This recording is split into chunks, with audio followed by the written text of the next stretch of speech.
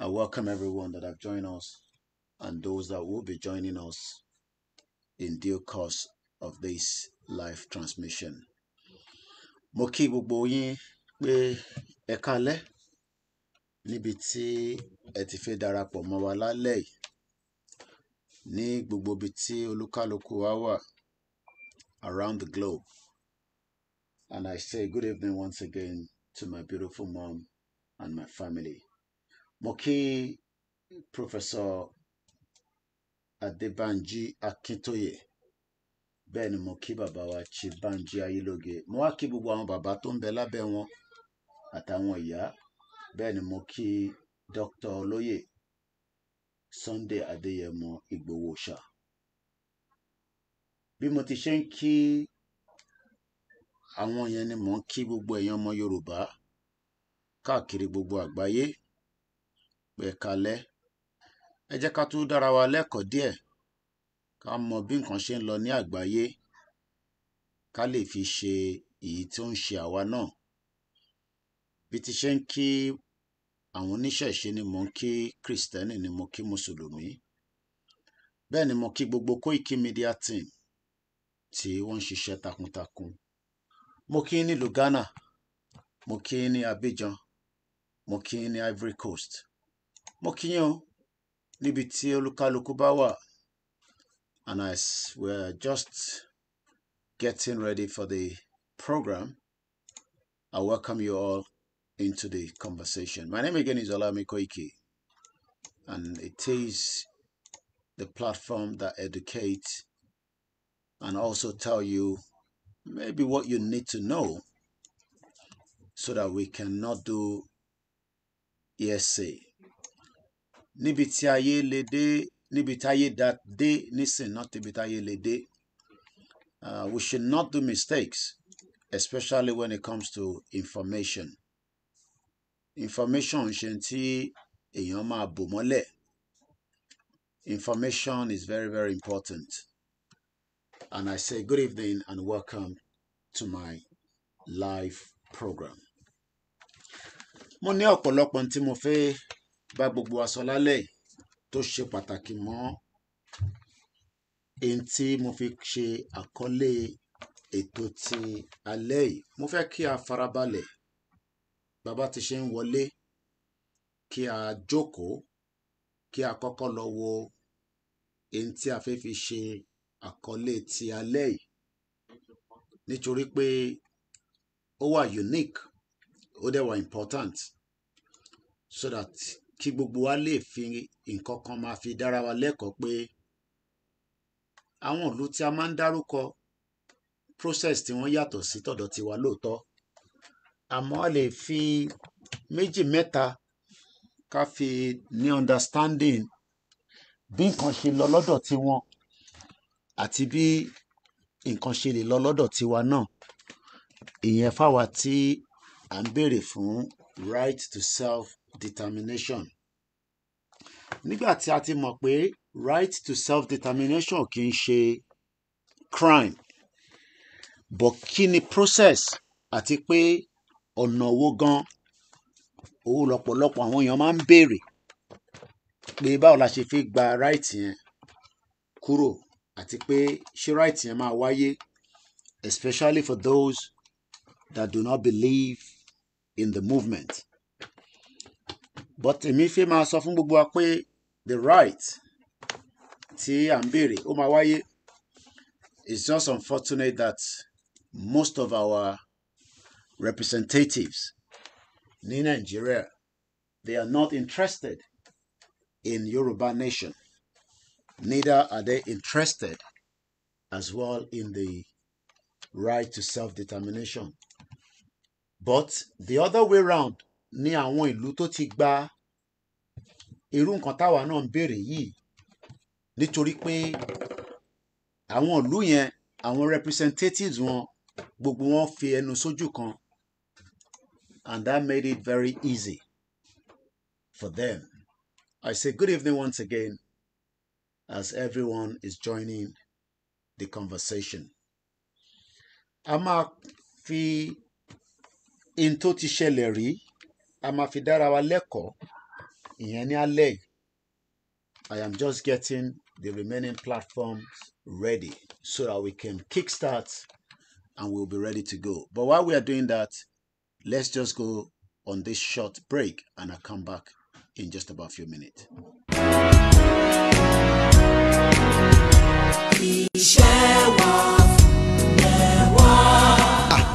Ohun tó bá ti yá kan ò kì í pẹ́ mọ́. Ní kúkúrú èdè ẹ̀jẹ̀ ń já yín sí. Torí pé à ń retí ẹ̀yin pàápàá nínú ìjókòó ọjọ́ náà. Ìyẹn nínú àpérò àpapọ̀ ọ̀dọ́ Yorùbá àgbáyé ọlọ́jọ́ kan tó ń bọ̀ yìí. One Day Yorùbá World Youth Conference. Tí ó wáyé lọ́jọ́ àbámẹ́ta Sátọ̀dé. Ọjọ́ 16 oṣù kẹjọ. Ọdún 2023. Tákọ́lẹ̀ rẹ̀ ń jẹ́ ipa àti ohùn ọ̀dọ́ fún ọ̀kan ọ̀jọ̀kan ètò orílẹ̀-èdè Yorùbá. The role and the voice of the youth to structure Yorùbá nation. Bẹ̀rẹ̀ látago 11 òwúrọ̀. America Eastern Time. Tó ń jẹ́ agogo 4 ìrọ̀lẹ́. Ní UK àti agogo orílẹ̀-èdè Yorùbá tí a. Lórí ìtàkùn ayélujára Zoom ni ó ti máa wáyé. Meeting ID 839-558-83292. Nígbà tí password sì jẹ́ 790545. One Day Yorùbá Youth Conference yìí máa fàmì ọ̀tọ́lẹ̀ ó dájú. Àwọn ìlú mọ̀ọ́ká gbàgbọ́ jọ̀gbọ́n ọlọ́gbọ́n gbogbo ni ó wà níkàlẹ̀ lọ́jọ́ náà. Bẹ̀rẹ̀ látòrí bàbá wa emeritus Professor Banji Akintoye, Yorùbá Nation Leader aka Oracle of our time. Prophet Ayọ̀délé Ológunlolúwa, Youth Leader in all diaspora láti USA. Comrade Olúwamáyọ̀wá Òmíyọ̀, Youth Leader láti ilẹ̀ Yorùbá. Lára àwọn olùbánisọ̀rọ̀ ọjọ́ náà sì ni Honourable Dr. Isaac Òkèbíọ̀run-Òsì, CPMO Director General, Dr. Túndé Amsa, Assistant Director láti ilẹ̀ Yorùbá. Comrade Káyọ̀dé Mọ́là, Assistant Director láti UK. Comrade Ọláyọmí Kóìkì aka White Lion láti UK. Mrs. Morenike Babintin láti ilẹ̀ Yorùbá. Comrade Anike Praise láti ilẹ̀ Yorùbá. Engineer Chief Múdà Dayọ̀ Ògúnṣọlá láti USA. Mr. Babalọlá Dàda láti ilẹ̀ Yorùbá. Bákan náà láti ń fàkókò yìí sọ fún ọ̀dọ́ Yorùbá gbogbo wípé àǹfààní sì sílẹ̀ láti darapọ̀ mọ́ wa láti jẹ́ aṣojú tàbí ara wa lẹ́yìnkéyìí ìlú tẹ́ bá wà. Nítorí wípé afẹ́kọ́wọ́jà ìkárí ayé ní kò pẹ́ kò jìnnà. Ẹ lè darapọ̀ mọ́ àpérò yìí live lórí ìkànnì Yorùbá World Media, Ọmọborí Owó Media, Koiki Media, Yèyé Dárakọ̀wé TV, Yorùbá Kingdom TV àti gbogbo ìkànnì mìíràn tó sọ̀rọ̀ sókè fún ìjàgbara ilẹ̀ Yorùbá. Fún ẹ̀kúnrẹ́rẹ́ àlàyé síwájú sí i àbí tẹ́yin pàápàá bá fẹ́ darapọ̀ mọ́ wa lẹ́yìnkéyìí ìlú tẹ́ bá wà. Ẹ lè pè tàbí kẹ́ WhatsApp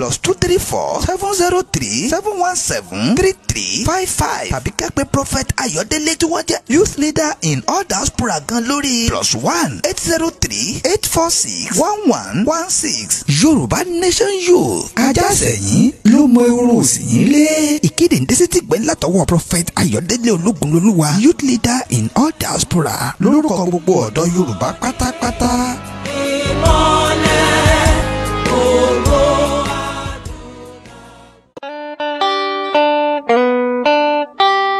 Short deal is already a deal. To be precise, let me inform you as we anticipate to see you in attendance in the forthcoming One Day Yoruba World Youth Conference, tailored for Saturday, August 26, 2023, from 11 a.m. American Eastern Time, which is 4 p.m. UK and Yoruba time. Theme: the role and the voice of the youth to structure Yoruba nation. Holding globally via the Zoom network. Meeting ID 839-558-83292 and the passcode 790545. This One Day Yoruba World Youth Conference will be very remarkable and impactful in our struggle, as many high-profile worldwide personalities would be in attendance, ranking from Baba himself, Emeritus Professor Banji Akintoye, Yoruba National Leader, also known as the Oracle of our time, Prophet Ayọ̀délé Ológunlolúwa, Youth Leader in all diaspora from the United States, Comrade Olúwamáyọ̀wá Òmíyọ̀, Youth Leader, Yoruba Land, and guest speakers include Honourable Dr. Isaac Òkèbíọ̀run-Òsì, CPMO Director General, Dr. Túndé Amzat, Assistant Director from Yoruba Land, Comrade Ọláyọmí Kóìkì aka White Lion from the United Kingdom, Mrs. Morenike Babintin from Yoruba Land, Comrade Anike Praise from Yoruba Land, Comrade Káyọ̀dé Mọ́là, Assistant Director from United Kingdom, Mr. Babalola Dada from Yoruba land, and Engineer Chief Muda Dayo Ogunshola from the United States. We also want to inform the entire Yoruba youth globally on how to join the Yoruba Nation youth, especially those who have been aspiring to work and support this noble cause of liberation of Yoruba race, regardless of your location. You can contact Youth Leader to get registered free of charge. Don't forget, this one-day Yoruba Youth World Congress would be streamed live in all our platforms: Yoruba World Media, Omobori Owo Media, Koiki Media, Yeyedara Kuwait TV, Yoruba Kingdom TV, and all other Yoruba Nation platforms. For more enquiry on this program or how to become a member, contact +234 703 717 3355 or contact Prophet Ayodele Ologunloluwa, the Diaspora Youth Leader, directly on +1 803 846 1116. Yoruba Nation Youth, these days dog chases the rabbit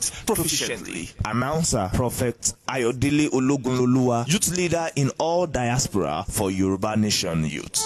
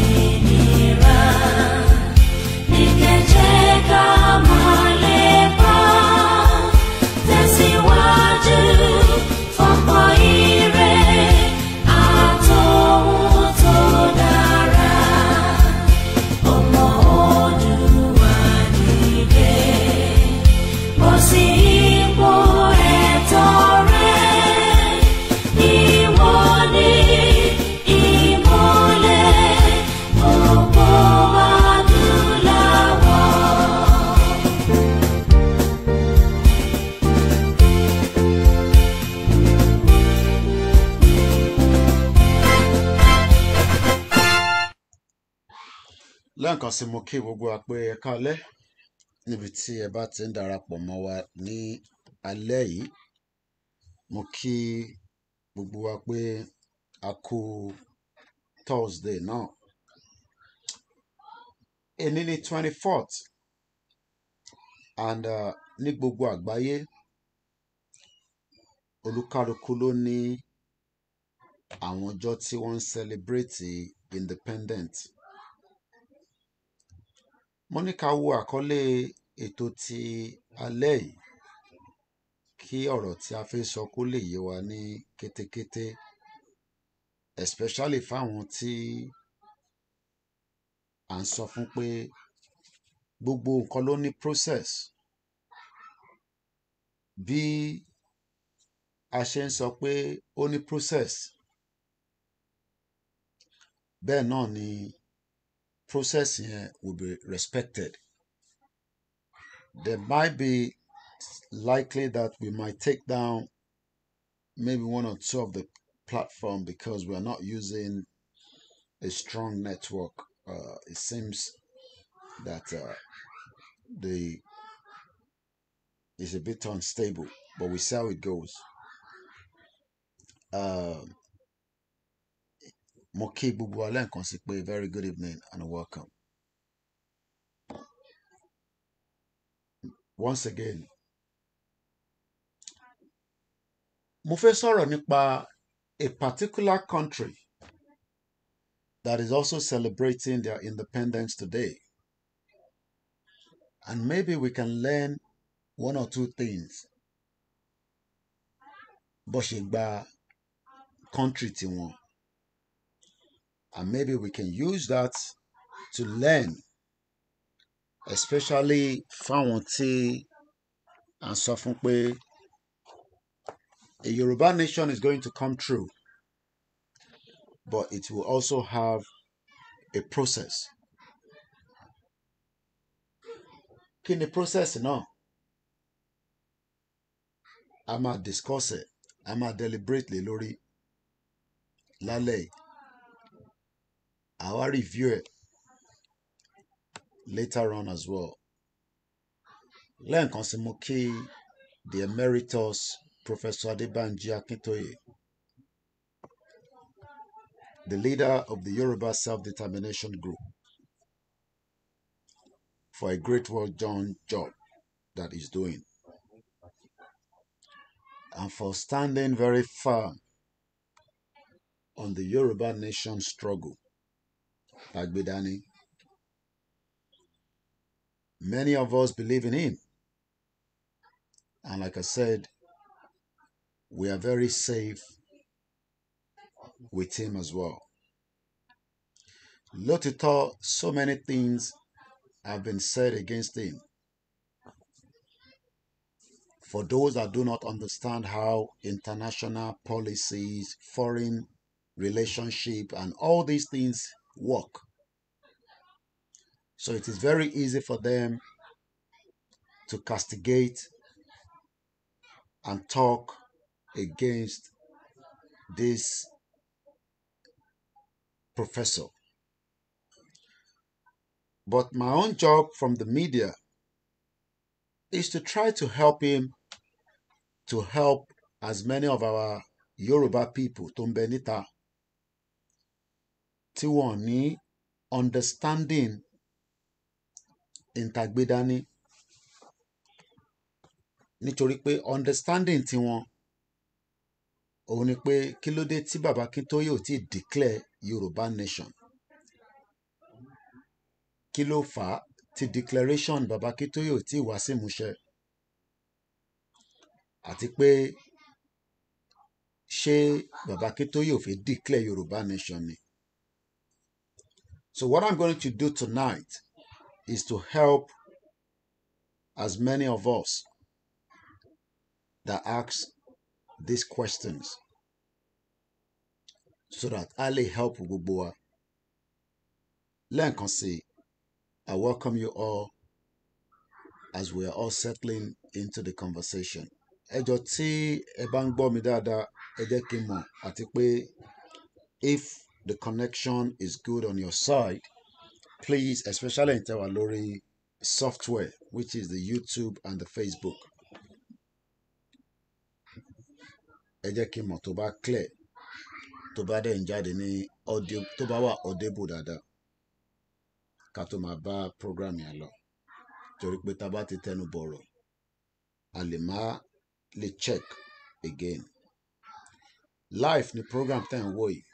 So in case you're wondering whether this is a live program, aago 9:00 àbọ̀ ló ṣẹ̀lú. So it is just 9:37 p.m.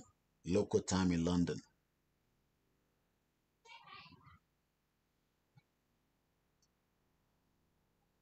And we have been live already today. But I thought I should just do a bit, even if it's just a small broadcast before it goes late. Mo fẹ́ sọ̀rọ̀ nípa Ukraine. And I'm going to open my back channel. Once again, if there's any thing that we need to know when it comes to foreign and international diplomacy, this is the best platform to educate us and educate you as well. So we educate each other. This is the platform that you can learn so much. Ṣé pé by the time tí ẹ̀yin náà bá ti ní understanding kan tá gbé dání, á lè yé gbogbo wa pé okay, àbájọ, okay, bó ṣe láti rí nìyẹn. Rather than speculation ò lè gbé wa dé Yorùbá nation. Understanding ẹ̀ ló máa gbé wa débẹ̀. Clarity ẹ̀ ló máa gbé wa débẹ̀. Mo kí gbogbo ẹ̀yin tẹ́ ti wọlé ní Woolwich àti gbogbo ibi tó lókàlùkù ti ń gbọ́ mi. So what I'm going to do now is to prepare our mind into Ukraine. Ìlú wo ló ń pè ní Ukraine? Púpọ̀ ọdún wa la gbọ́ pé wọ́n ń jà pẹ̀lú Russia. Ǹjẹ́ púpọ̀ ọdún wa mọ bí wọ́n ṣe gba country yẹn àti pé ọ̀nà wo ni wọ́n fi gbà á? Àti pé ǹjẹ́ àwọn olóṣèlú tí wọ́n níjọ́ náà lọ́hùn, ǹjẹ́ àwọn faramọ́ pé kí wọ́n dá dúró gẹ́gẹ́ bí orílẹ̀-èdè tó fi di pé wọ́n rí ṣe? Ìdí tí ọ̀dọ̀ tiwa ṣe yàtọ̀ kò ju pé àwọn olóṣèlú ilẹ̀ Yorùbá wọ́n ò sowọ́pọ̀ pẹ̀lú wa, òun ló ń jẹ́ kó wà difficult. Tó bá jẹ́ pé wọ́n sowọ́pọ̀ pẹ̀lú wa, irú nǹkan tí mo fẹ́ fi ṣàpèjúwe ọ̀rọ̀ lálẹ́ yìí would have been the best. Nítorí pé ìlú tá fẹ́ fi ṣe analysis lálẹ́ yìí, àwọn tí ọ̀dọ́ tí wọ́n níjọ́ náà lọ́hùn, àwọn faramọ́ pé káwọn pín, káwọn yẹ̀, káwọn yọ, káwọn dá dúró kúrò láàrin ibi tí gbogbo wọn wà. So that means pé ó make it very easy for them as against èyí táwa ń struggle nísìn. Ìdí táwa ṣe ń struggle kò ju pé àwọn tọ̀dọ̀ tí wọ́n ò fẹ́ kí a kúrò nínú Nàìjíríà. Wọ́n prefer pé ká wà nínú Nàìjíríà. So Baba Akintoye does not have any other option than to continue to push in diplomacy and negotiation, and also telling them the reason why they need to support it now before it is too late. Ìyẹn àwọn politicians were. Many people will be wondering, why is our governors not interested in one people, one language, and one culture? Kí ló dé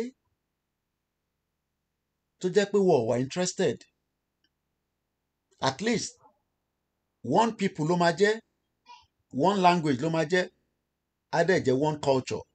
So kí ló wá dé tí àwọn olóṣèlú yẹn ò ní interest in this kind of what we are asking for? Màá ṣàlàyé fún yín ìdí tí wọ́n ṣe ní interest. Ìdí tí wọ́n ṣe ní interest ni pé interest tí wọ́n kò ṣe interest tiwa. Àwa fẹ́ interest pé kí a dá dúró as one people, one language, and one culture. But the Yoruba politicians do not want such. So that means there is a conflict between àwa àti àwọn politicians ilẹ̀ Yorùbá. I am not talking about àwọn ẹ̀yà míì tájọ́ ń gbé nínú Nàìjíríà. Mo ń sọ̀rọ̀ nípa àwọn gbogbo ẹni tó bá ń jẹ́ olóṣèlú tó ń bẹ nínú Nàìjíríà tó jọmọ Yorùbá, to the smallest one of them. Lọ́bìnrin, lọ́mọ kékeré, lágbàlagbà. But ní Ukraine tí a fẹ́ wo báwo gan ló ṣe ṣe declaration of independence of Ukraine. Ọ̀nà wo làwọn gbà tó fi di pé Baba Akintoye ò lè gbárù ọ̀nà yẹn, tó fi di pé àwọn kan tẹ̀ tún sọ pé àwọn ti declare. Mo tún fẹ́ sọ lálẹ́ yìí pé ẹni tó náà declare irọ́ ló pa fún yín. And I'll prove that again tonight. Irọ́ tó dẹ̀ pa ni pé ó ti rí àyàn pé gbogbo wa náà fẹ́ Yorùbá country, pé gbogbo wa náà fẹ́ dá dúró gẹ́gẹ́ bí ìlú kan. Ó wá take advantage. So nígbà tó take advantage yẹn, ọ̀pọ̀lọpọ̀ àwọn tí expectation pé Baba Akintoye ó yẹ kó ti declare Yorùbá nation tí kò declare. So ó jẹ́ kí irú àwọn èèyàn bẹ́ẹ̀ kó gbà lótìtọ́ pé wọ́n ti declare Yorùbá nation. Èmi wá fẹ́ fi declaration of independence of Ukraine, mo fẹ́ fi ṣe analysis lálẹ́ yìí. So that bí àtẹ bá tún gbọ́ àárín, ẹ lè ní understanding pé okay wow ìyàtọ̀ tó wà níbẹ̀ nìyẹn nítorí pé declaration kò ń ṣe pé kákọ̀ náà declare kò ń ṣe pé kákọ̀ sọ pé a ti gba country there must be some certain things there must be àwọn àpèjúwe oríṣiríṣi nǹkan tá máa rí as evidence. Lákọ̀ọ́kọ́ mo kí bàbá Akíntóyè dáadáa nítorí pé ọ̀jọ̀gbọ́n ni bàbá Akíntóyè gbogbo tèmi dẹ̀ ń fẹ́ sọ yìí làwọn ní understanding ẹ̀ but ó dàbí ìgbà tí àwọn tí ó wà lẹ́yìn bàbá Akíntóyè tí wọ́n wá sọ fún pé a fẹ́ gba Yorùbá country àwọn ò ní understanding ẹ̀ bí ó ṣe láti wáyé but like I said ìyá Dagboru òun kọ̀ wá take advantage ní tiẹ̀ òun ti declare Yorùbá nation òun dẹ̀ ti declare nìyẹn kò rẹ̀ sí nǹkan kan tẹ́nì kankan máa ṣe sí ẹ̀rín á dẹ̀ máa pa mí nígbà tí bá ń gbọ́rú ẹ̀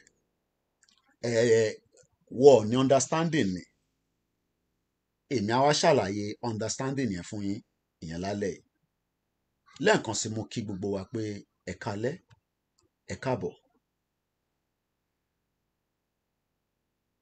August 1991 ní èní ní 24th but ní 1991 ní Ukraine ṣe tán pè ní Declaration of Independence of Ukraine.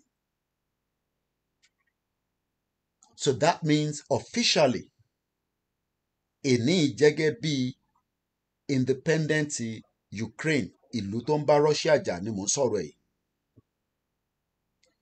Once again mo kí gbogbo ẹ̀yin ọ̀jọ̀gbọ́n.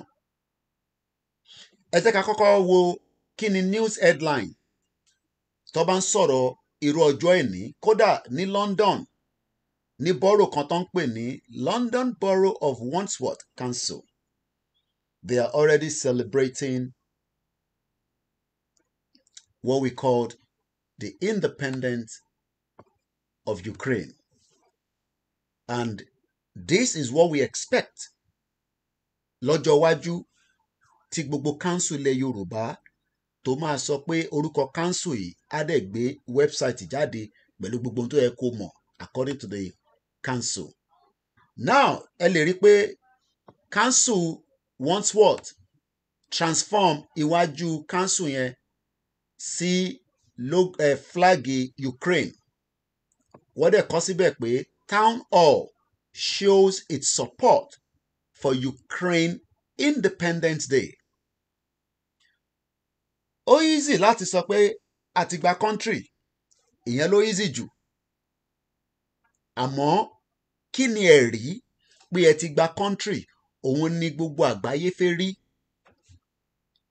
òun ni gbogbo àgbáyé fẹ́ mọ̀ òun ni gbogbo àgbáyé fẹ́ rí láti lè mọ ìgbésẹ̀ bóyá wọ́n fẹ́ bá yín ṣe àbí wọ́n ní bá yín ṣe kò wá ń ṣe gbogbo ìlú ló máa báyàn ṣe tẹ́ bá náà gba country depending on bí ẹ ṣe gbà á ọ̀nà wo lẹ fi gbà á àwọn ìlú kan ready láti báyàn ṣe àwọn ìlú kan ní báyàn ṣe so lákọ̀ọ́kọ́ nígbà tó jẹ́ pé àwọn Ukraine ti ní country láti 1991 UK àti gbogbo ìlú lágbàáyé wọ́n celebrate ọjọ́ ẹ̀ní ìyá tó náà ń gba independent àbí declaration fún yín ẹ mẹ́mi kúrò níbẹ̀ ẹ mú ọkàn yín padà sí campaign nítorí pé kò tí ì sí nǹkan kan tó jẹ́ independent of Yorùbá nation bí a ṣe ń sọ̀rọ̀ ní èní kò tí ì sí nǹkan kan tó ń jẹ́ declaration of Yorùbá nation bí a ti ṣe ń sọ̀rọ̀ ní wákàtí so a máa gbé yín lọ sí bí Ukraine tí wọ́n ń celebrate lénìí tí a bá calculate 1991 títí di wákàtí a rí pé tá bá mú lọ sí how many years ago ni Ukraine ti jẹ́gẹ́ bí orílẹ̀-èdè ọmọ tó bí ní 1991 that means pé 32 years ago but interfaith múlò gangan lálẹ́ yìí ni pé how did Ukraine independence came to reality. Ìyẹn ni mo fẹ́ kí ẹ̀mí yín kó wà lórí ẹ̀ so that àwọn tí wọ́n ní Dagboru woman tó pe rẹ̀ ní Dupe 419 tó náwọn aya Bíọ́lá ìyẹn onítìrì tó ń gbé ní Adéníran Sọ́yà No. 9 tó wá kàjọ ẹ̀yin ọmọ Yorùbá pé òun náà ti ṣe declaration òun náà dẹ̀ ti ṣe nìyẹn kò dẹ̀ sí nǹkankan tí ọmọ kódà ó ní kò sí nǹkankan tí anybody lè ṣe sí nítorí pé òun ti declare Yorùbá nation fún yín ẹ dẹ̀ gbọ́dọ̀ accept ẹ dẹ̀ gbọ́dọ̀ gbà even though there is no evidence to back it. But nígbà tí Ukraine táwọn declare ǹjẹ́ evidence wà ǹjẹ́ ẹ̀rí show pé ní 1991 which is just 32 years ago nígbà tí ayé ò tẹ̀ tí lajú nítorí pé 1991 èmi ṣe wọ secondary school ní Abẹ́òkúta grammar school mo rẹ̀ rò pé tí mo fi ṣe tán mo bá kọ̀ǹpútà pàdé rí ní secondary school tèmi lọ èmi ò wá mọ̀ bóyá wọ́n bá pàdé rí subject to be a private school ló lọ àbí o lá opportunity láti travel abroad àbí bóyá o jẹ́ ọmọ olówó gidi kan débi pé ẹ ní kọ̀ǹpútà nínú ilé yín ẹni tó bá mọ̀ pé òun rí kọ̀ǹpútà rí ní 1991 ẹ bá wa fi sínú comment section ẹ bá wa kọ pé ní 1991 o èmi rí kọ̀ǹpútà rí àbí mo rí laptop rí àbí mo mọ operating system mo lọ ń lò so mo fẹ́ kí ẹ wá béèrè pé ní 1991 tí Ukraine sọ pé àwọn ṣe declaration a máa ṣì rí ọ̀pọ̀lọpọ̀ àwọn tó sọ̀rọ̀ rẹ̀ lórí ẹ bá mi fi ẹ̀mí máa bá ọ̀rọ̀ ta léyìí lọ mo sọ pé ní 1991 technology tí wọ́n ń lò níjọ́ náà lọ́hùn ó ti yàtọ̀ sí tèní kí la lè wá sọ pé a ti ṣe declaration tí kò dẹ̀ wà inefficient or it is visible or it is authentic tó di pé àwa ń wá bí abẹ́rẹ́ is because there is nothing called declaration of Yoruba nation as we speak today. It is mirage, it is a lie. Because in tó lè sọ fún wa pé 1991 ní 32 years ago ìlú kan tí a mọ̀ sí Ukraine ó make a declaration ǹjẹ́ ariwo tayọ níjọ́ náà lọ́hùn ẹ jẹ́ ká kọ́kọ́ fi fídíò yìí ká fi ṣe evidence base nítorí pé gbogbo nǹkan ló ní ẹ̀rí even though níjọ́ náà lọ́hùn there is minimal kind of technology ẹ rí pé interfaith wò yìí nísìn ẹ rí pé black and white ni wọ́n fi record it.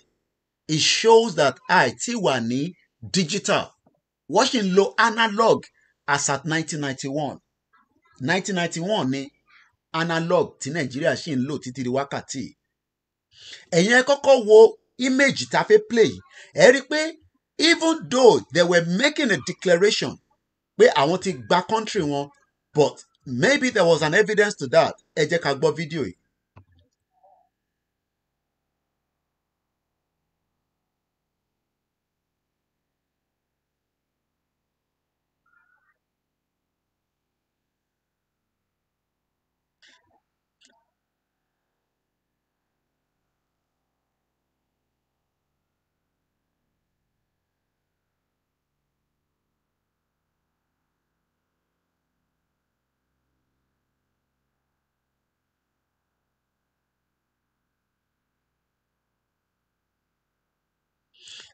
mo fẹ́ kí ẹ farabalẹ̀ kẹ́ máa gbọ́ ọ̀rọ̀ tó ń sọ ẹ rí pé ọ̀rọ̀ tó ń sọ yẹn ó ní wọ́n sílẹ̀ ọ́fíìsì ṣe rí pé àwọn wo ló lọ sílẹ̀ ọ́fíìsì àwọn tí wọ́n náà fẹ́ ṣe mọ́ pẹ̀lú ìlú tí wọ́n wà pẹ̀lú that shows that there is a concrete evidence show fún wa pé even in 32 years ago which is about 3 decades we are able to see a substantial physical video evidence.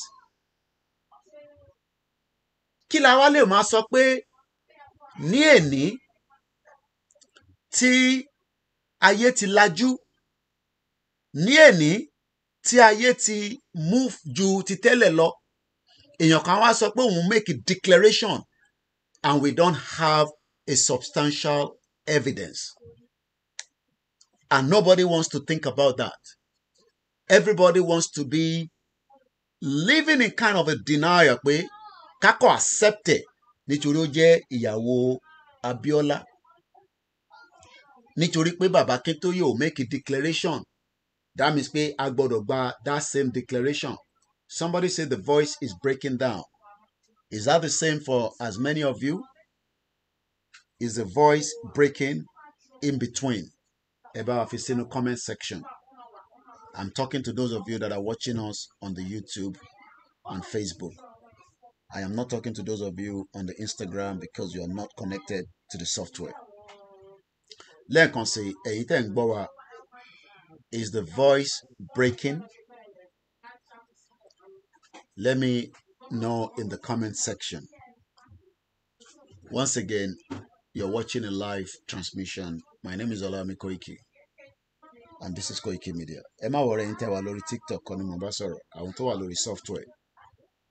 Ẹ̀yin wà independent away from the software. Àwọn tó wà lórí software ni mo bá sọ̀rọ̀, but it seems nobody's responding, so that means that there's nothing wrong in the voice. I'll go ahead. Lẹ́ẹ̀kan sí mo kí gbogbo wa pé ẹ káalẹ́. Ṣé rí pé video evidence wà even 32 years ago as the Soviet Union was breaking apart, as people were rising up, as people were challenging the authority of that time. Kí la lè wá sọ pé ní 2023 èèyàn kan wá gbé fàbú kan dé pé òun make a declaration and there is no substantial evidence to back it apart from beer parlour talk àti declare náà nìyẹn. Do you think that that is realistic? Let's continue with the last 15 seconds of this video. In tí mo fẹ́ ká mú nínú fídíò yìí ni pé kò ń ṣaráàlú nìkan ní as at that time ní Ukraine tó jẹ́ part of Soviet Union. Just like bí Yorùbá náà ṣe jẹ́ part of Nigeria, it would have been easy. It would have been very straightforward. It would have been very unique.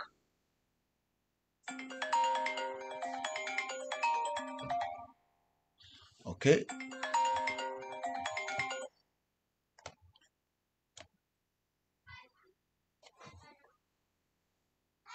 Yeah.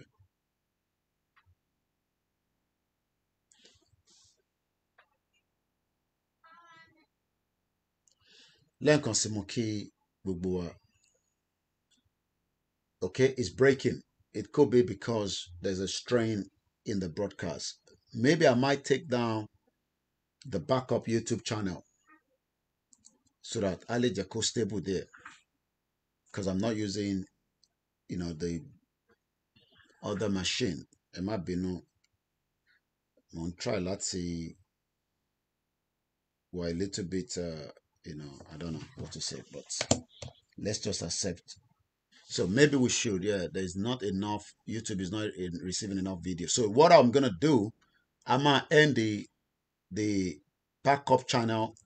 So we expect those of you on the backup to go to the Koiki Media, and later on I will upload the video into the backup. So I'm going to end the backup. So backup, the WD76 Media. I'll advise you to go now on Koiki Media, where we will continue the conversation there. Thank you so much. Let's hope that would slow down the streaming, because YouTube méjì ló ń run simultaneously, so it's taking a lot of the upstream. Eshegoni Egbomini Woolwich. I think we should be a little bit stable. Ejekimo after like few minutes, but on my side, I've just taken down the backup YouTube, and I believe we should be a little bit much more better, but I don't know, we see. Though I will still do this program properly again tomorrow, but I just wanted to do it out of the way because today being the same day of the Ukraine independence. Mo kí gbogbo wa lẹ́ẹ̀kan sí pé ẹ káalẹ́. I am talking from the point and perspective of what we can see as evidence-based. And whatever is an evidence-based, okay, or stable there. I'm going to stop the Twitter as well so that it gives us a bit of breathing space. So I've actually stopped our Twitter as well. So let me end that Twitter officially on the thread here as well, so that way, you know, we know that it's off. Again, I've taken out 2 of our broadcasts, so we should be a little bit much more better, and I can say that it's now full green. So gbogbo ẹ̀yin tí ẹ wà lórí back Koiki Media, I think you should be able to tell me how stable it is right now. Mo kí gbogbo wa lẹ́ẹ̀kan sí, and I think it's stable now because at your streaming méjì kúrò, at your Twitter, and at the backup YouTube channel. I encourage us to please get to, follow the backup YouTube channel, because what we're going to be doing from next week, Ibelati Mamashi Star Radio, Monday to Friday. So, Itebafe will live Star Radio UK, or backup YouTube Lati Mama wo. Intewa lori Koiki Media, you will have to watch a repeated one after I upload it. So, again, from next week, Enitobafe will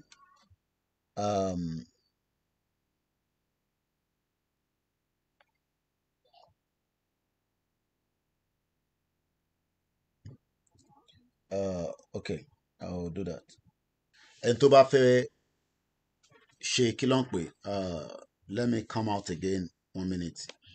Entoba interest láti fi follow Koiki Media live lórí Star Radio Monday to Friday, you would have to follow us on the backup channel so that ká lè fi push channel yẹn lọ sókè, so that kó lè fún wa ní the kind of algorithm I need, because we're not getting it as we speak right now, and it's not helping that channel. So we have decided to change that. So from Eric Emma wonder by Kilode Koiki lórí Star Radio is because Ori backup channel Latin stream. So lẹ́ẹ̀kan sí mo kí ìyá tó bí mi lọ́mọ, mo kí gbogbo ẹ̀yin tí ẹ ti darapọ̀ mọ́ wa. As we are going into this conversation, we are going to be learning a lot tonight, and we hope you would also be able to learn along with us. One people, one language, one culture. Òun ni Baba Akintoye ń béèrè. But it seems that some of us do not want that, because atiwa in a haste, atiwa in a hurry. So we have literally not follow what Baba Akintoye and the rest of those are saying, that Amagba Yoruba Nation, but there is going to be different process. The process is because àwọn tí wọ́n gba tiwọn, wọ́n ní support àwọn politicians wọn. So mo kí ìyá mi lẹ́ẹ̀kan sí. So thank you so much, those of you that have left the backup to come back here. And I believe we should be very, very stable now, looking at the, my own end here. So let me go back into the conversation again. And now, you might not see my own camera. There's no reason for you to be concerned about that. Let's just keep Baba Akintoye face there for now. So now I'm back here now. So let's kind of rewind this without any kind of interruption again, and I'm going to play this now. Mo fẹ́ ká farabalẹ̀ ká gbọ́ nǹkan sọ níbí báyìí. A lot of things were said in there. Kò ń ṣaráàlú nìkan tó jẹ́ ọmọ Ukraine or Ukrainian ní 1991 ló sọ pé òun fẹ́ independent. Àwọn part of their politicians also want it as well. So ìyẹn ló ń prove difficult fáwa pé àwa nìkan là ń sọ pé a fẹ́ Yorùbá nation. But our politicians were in the southwest do not want the same thing. And that is not helping matter. It's literally making the matter even very worse. Because àwọn ló ń jẹ́ kí iṣẹ́ yẹn kó máa pẹ́ ju bó ṣe yẹ lọ. So let's listen to this.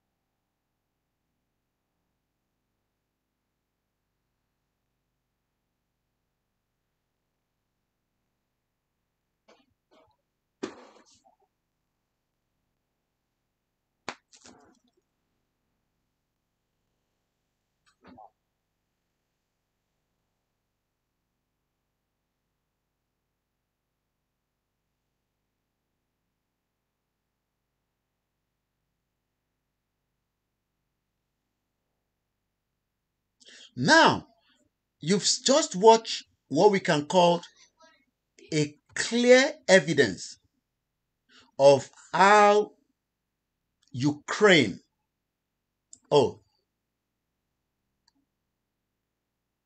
no sound. Really? There was no sound in the video. That played on this. Interesting. My mic was on, so I'm not sure why you said there was no sound.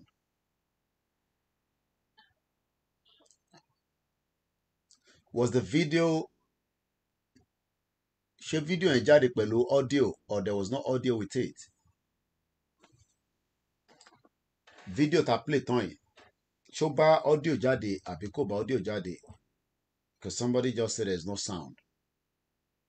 So I don't know, what you mean by there's no sound. Because I need to know whether to play it again or we just move forward. All right, let's get another one. There should have been an audio because the mic is on. And the mic picks the audio from the, from the back end of the laptop. All right, good evening to those of you. All right, let's watch another video and see. Declaration of the independence of Ukraine. All right, it's only one person that is saying that the video was no audio, but no sound on the video. Okay. All right, let's go back then. That's strange. 1 minute. All right, what I will do then, I'm going to mute my mic and I'll release the desktop audio so that, all right, let's. Today's session of the Supreme Soviet had been called by the leaders of last week's coup. Mr. Gorbachev promised that after a new union treaty was signed, there'd be immediate negotiations with republics which want independence. But the union is now breaking up without him. This pro-independence rally in the Ukraine was just another example of the mood of separatism sweeping the nation. Local officials in the capital, Kiev, stormed the Communist Party headquarters, requisitioning documents and sealing offices. Party activity has been suspended. Mr. Gorbachev now seems unable to prevent that collapse. His union treaty is looking increasingly irrelevant, most republics opting for direct agreements free of central control.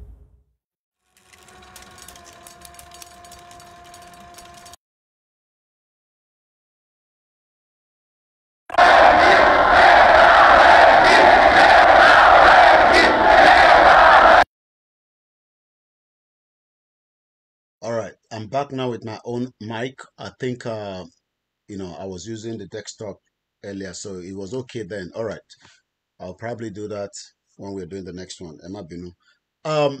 Integbotole Nkoye is 32 years ago in black and white.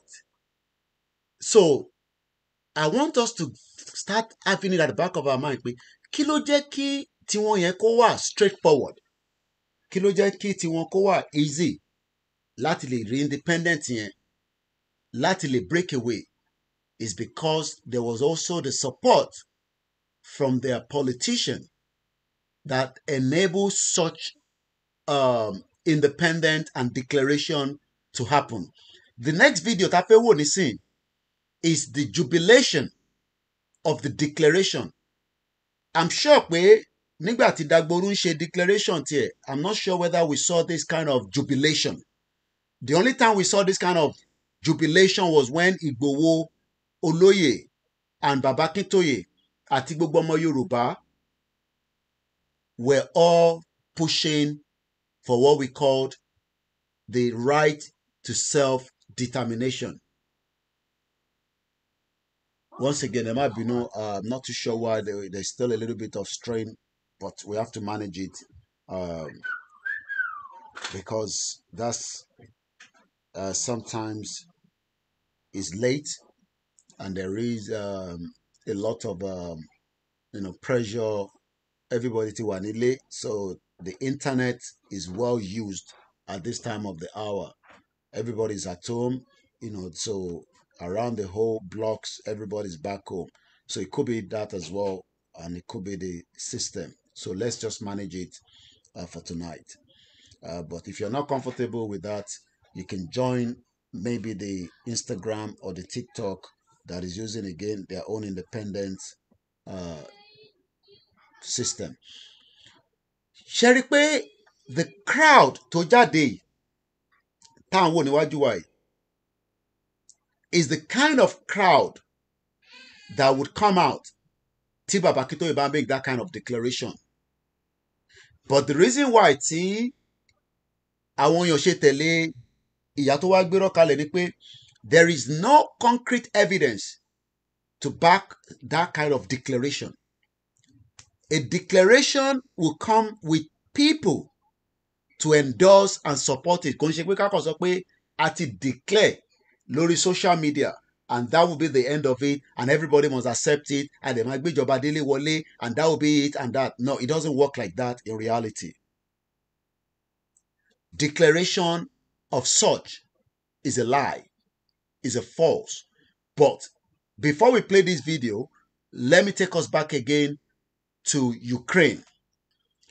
There was what they call the Act of Declaration of Independence of Ukraine that took place ní 1991, August 24th, precisely today, but 32 years ago.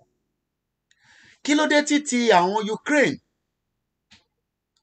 tó múlẹ̀ dáadáa, but tí ìyá Dagboru kò múlẹ̀?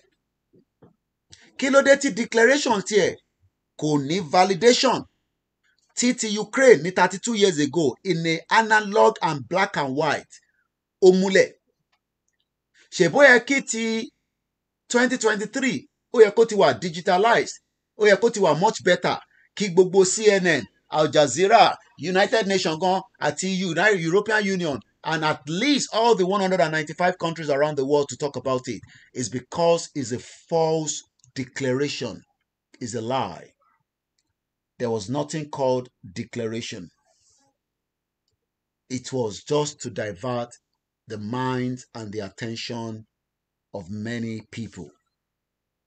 And many people bought into that garbage.